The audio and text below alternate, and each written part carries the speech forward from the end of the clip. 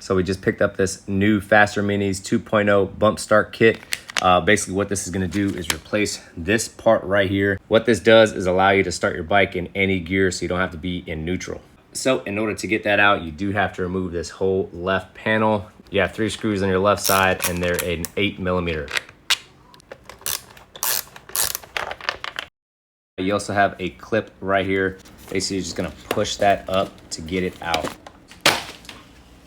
Now, because we are messing with electrical, you have your positive and you have your negative right here. All you're gonna do is just disconnect your negative right here. Move this out of the way. Now, what we wanna do is just follow this wire up. It's gonna feed through here and then through here. All this wiring is tucked behind here. Just make sure you retuck it behind this battery box. So just pull this little plastic sleeve back.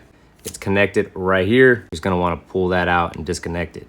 Now, in order to get this out, we do have to remove this sprocket cover right here. So just remove any bolts that are holding this down, or you can just loosen it up to kind of move it out of the way.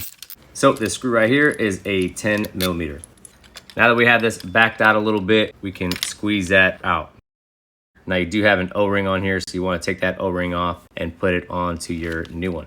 So here you have your bump start, and then here you have that cable. Basically, you're gonna connect this cable to the one that you disconnected, and then you have your new screw where you're gonna mount this one on. Make sure you clean your O-ring off. If you have any dirt on it, go ahead and clean that off.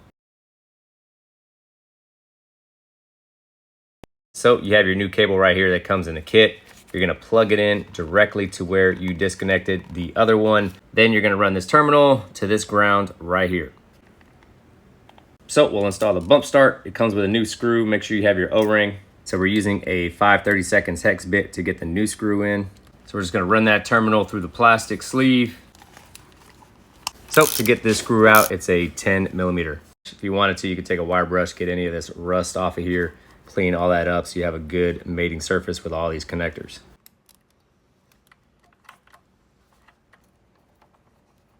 We'll reconnect our negative battery terminal. Now, before we clean this all up and put everything back on, we're gonna go ahead and test it.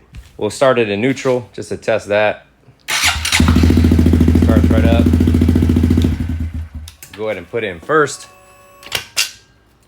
Put it in second. And it starts right up. All right, so it works. We'll go ahead and slap all of this back on.